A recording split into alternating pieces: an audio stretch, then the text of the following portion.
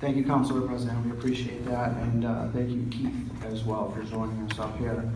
So I'm Jay Ferreira. I'm the spokesperson for Yes for a Better Holyoke, and we want to start off by thanking Councilor Nelson Roman for putting this together for us. The South Holyoke, Springdale, Ingleside, and Churchill Neighborhood Association also for putting this together. We do appreciate it. And all the folks on the No On 2 committee, and certainly everybody here today in the audience. So, a couple things I want to get into. What is the CPA, right? Is it a tax? This seems to be some big question. It's a tax, absolutely. I call it a tax.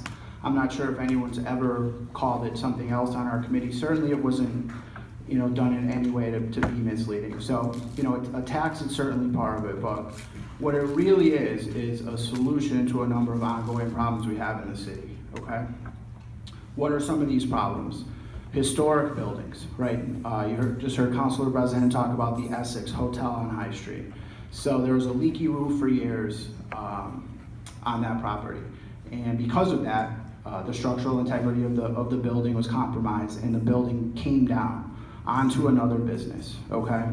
And whether you care about the historic importance of this building or this property or not, the city of Holyoke still has to pay for it, okay? To the tune of almost $2 million, and taking out a loan to pay a company to clean it up, as well as settlements to these business owners. And we're lucky nobody was injured in this collapse. The Armory, same thing. New gutters would have saved that whole section. Okay, these aren't isolated incidents. These are things that are happening every single year, and we're paying for them every single year. The Community Preservation Act is an opportunity to proactively prevent these collapses and actually save money in the long term. Community housing, right? We hear this, what is community housing? It's not the same thing as affordable housing. It's here, some of the things that we can use for community housing, financial literacy programs, first-time home buyer assistance, down payment assistance. People who qualify for this are teachers, firefighters. We're talking about working class people here, helping them into home ownership. All right, senior housing is another thing. Okay, currently we have a waiting list for senior housing in the city of Holyoke. Prospect Heights, Holyoke House, Sycamore Towers. These are good places for our seniors. It's important for us to be aware of that. Okay, new roof, accessibility upgrades. There's a lot of benefits. Housing for seniors housing for veterans is another option. Okay, open space is another thing. Open space is not limited just to saving properties from development. Okay, we're talking about parks, playgrounds, athletic fields. All right, I'm sure every single person in this room can think of a park or a field in the city of Holyoke that could use a little bit of attention. All right, we know that that's important. All right, how does this work exactly? It's a 1.5% tax surcharge, and we'll call it a tax, okay? It's a tax. It's added to your annual tax bill. Just to be clear, it's 1.5% of your tax bill. It's not 1.5% of your property value. Okay, that's a big distinction. The first $100,000 of this property is exempt. Okay, there's no applications, it's automatically exempt. I've heard 6-page application, I don't know where that came from. It's not true. $100,000 automatically exempt for every single property. Two groups of people are eligible to be fully exempt from the CPA: low-income families and low to moderate income seniors, okay? Owners of property. So low-income families that own property, low to moderate income seniors that own property, okay? This is where there's an application for these folks. Holyoke then receives matching funds, 30%, that's what it's been. Okay, these funds are raised through a fee, all right, which you can call it a tax. The state calls it a fee. It is what it is. It's associated with real estate transactions statewide. Okay, you buy a house, you pay this fee. Many people don't even notice it, but it's been on there for about 15 years. Okay, the city of Holyoke, if you bought a house in the city of Holyoke recently, in the last 15 years, you paid this fee. We've been putting into it for 15 years, but until we adopt the CPA, we're not going to get that money. Okay. This past fiscal year, CPA funds would have totaled about $600,000. The average tax bill for a Holyoke resident is $23. This is in no way meant to be misleading. $23 is the average. By definition of an average, some are below and some are above, okay?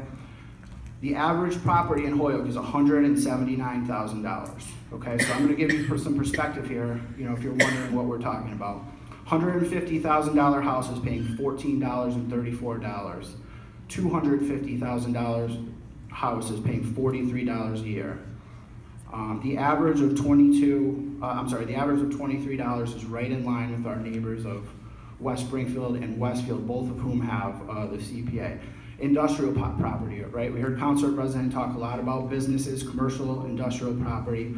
$500,000 property, commercial property is paying less than $240 a year. $1 million property is paying less than $500 a year. If anyone's interested in finding out what their CPA tax would be, we have our website, it's hoyokecpa.org. There's a calculator on there where you can actually figure it out. And also the folks in the, where Josh Knox is waving right now, if you want to know, he'll tell you what your assessment would be right now if you want to go and talk to him at the end of this seminar here.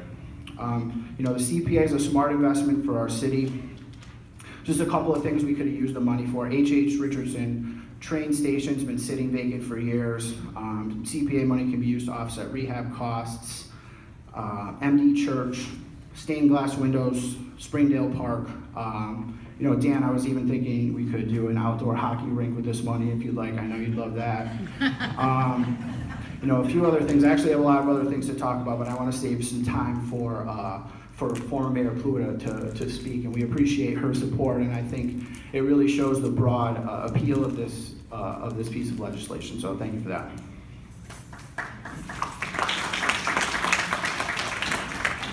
Good evening, everyone. Thank you for inviting me here tonight. I will be brief because I'm just going to be telling you the letter that I wrote to the newspapers that will be in, I believe it's already on Mass Live and will be in the newspapers hopefully this week. To the citizens and residents who live and own property in the city of Holyoke. The Community Preservation Act, CPA, calls it a surcharge. Opponents and some people call it a tax. I call it an investment. I believe that everyone who is a part of Holyoke's landscape are the owners of this city and as such are responsible for its condition. The CPA is your chance to invest in Holyoke as you would do for any property that you own or live in. For most property owners, the cost to access this matching state fund will cost you less than $1 a week, but the return on your investment will be doubled. How will it be doubled? Making this investment will entitle the city of Holyoke a share in the state's CPA funding that you are paying for through fees at the registry. Without the CPA for Holyoke, we are paying into the fund and getting nothing in return. The Holyoke Redevelopment Committee prioritized projects for the city when they were first formed many years ago, but have been unable to start the process due to the lack of funding. Here is a chance to fund these projects by voting yes to adopt the CPA on behalf of your city. The City Council, who are your elected representatives to oversee your ownership of the City of Holyoke, along with recommendations from the CPA Committee, will make the decisions on what projects will move forward. After voting yes for question 5 and its passage, your job will be to stay in touch with the City Council and let them know of your preferences. Anyone can apply to do a CPA project, and the CPA Committee review process is transparent and open. It is time we as citizens of Holyoke take responsibility for the conditions of our city. And I just want to add this one quick thing about the city of Springfield and their decision not to, especially the mayor, not to support this. They have huge investments along with the casino, the railway manufacturing company, and several other huge projects that are taking place in Springfield. If I lived in Springfield, I would not be in favor of the CPA. We live in Holyoke. Holyoke is a completely different situation here, and I hope that you will join me in voting yes for question 5. Thank you.